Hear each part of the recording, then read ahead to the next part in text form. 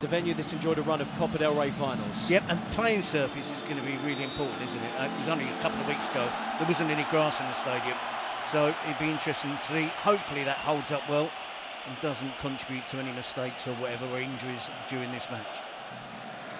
But the style and the identification that you see from Barcelona now is astonishing. Lamine Yamal drives! And he nearly found the corner. Courtois was rooted to the ground. Thibaut Courtois, because he doesn't make much attempt for it. He probably feels it's drifting harmlessly wide, but it does curl towards that far post and a bit too close for comfort for Thibaut Courtois. And what he said, be aware of Koundé. Lewandowski, of course, is a miss. Koundé's there again! And this time he does test Thibaut Courtois. Say the 4-1-4-1 you talked before the game, and the teams announced the amount of central midfield players. Tchouaméni's not getting far away from the centre backs. Lamine Yamal squares it. Pedri's onto it! What a stunning way to open this Copa del Rey final up! You see there, picks up the ball, he plays it forward, there's no offside, the play can continue. And he backs up the play, that's him with the long pass. Starts off the attack as Lamine Yamal gets in there. Real Madrid with lots of bodies back behind the ball, all in the penalty area, ignoring the attacking run from Pedri.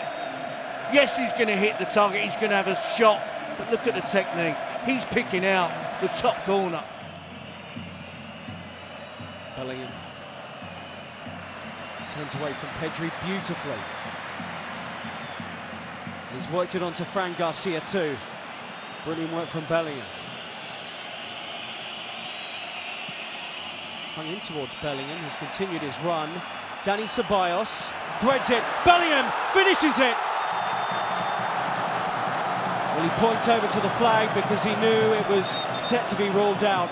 He's in the offside position there, and he's in the offside position when the ball is played in. Barca threatened these, particular Jules Koundé. Oh, and it's right across the face of goal and belted back goalwards by Rafinha. It looked like that might have hit the post, in fact. Lots of bodies attacking it. No real obvious touch from anyone, and it evades absolutely everybody. Does anyone get a touch at the near post? I don't think they do. It goes between the legs of Rudiger. He appears okay, Lamine Yamal, though. He looks like he's all right out there. Vinicius Junior, is he off? Flag stays down, the touch is poor anyway. And he smacks into Szczesny. Oh, penalty! Oh, but the flag's up. Well, the referee had given that as a foul, it would appear. So let's... From the angle, it's close, but I think he's leaning into an offside position. Barcelona get back. It's a heavy touch from Vinicius. The whole situation goes long. Here's Bellingham. Oh, brilliant from Bellingham. Plays in Vinicius Junior. Vinicius! Szczesny with a save, and again! I think that was creeping inside his near post. Getting behind them, the Real Madrid supporters. Vinicius! Wow, he flashes that one wide. Courtois launches it upfield. They're getting much tighter to Pedri in this half, and Bellingham's won it. And Mbappe springs into life.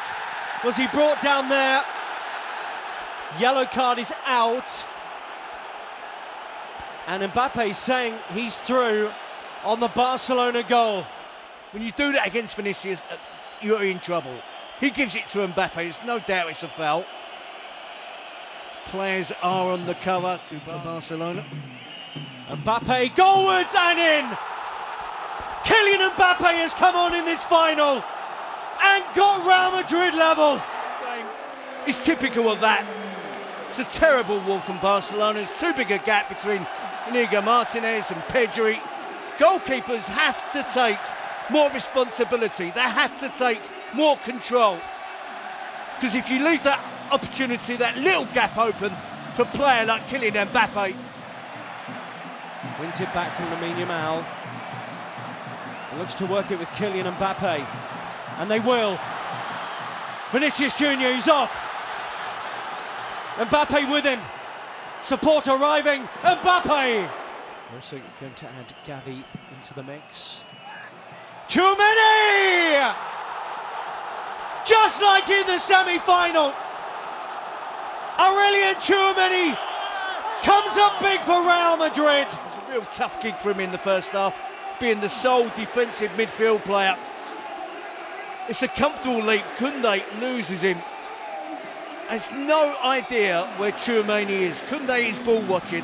He scored 9 times in their 2 matches with Real Madrid this season. Pedri, Lamine Yamal, who might do it, but for the towering figure of Thibaut Courtois. You thought he had there, didn't you? We could see from our angle. Hector Fall waiting to come on. Lamine Yamal has popped a ball that's asked a question of Real Madrid, and Ferran Torres has delivered.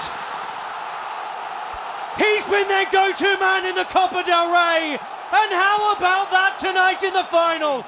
Lamine Yamal with a wonderful pass over the top of Rudiger, who's labouring. He has a knock.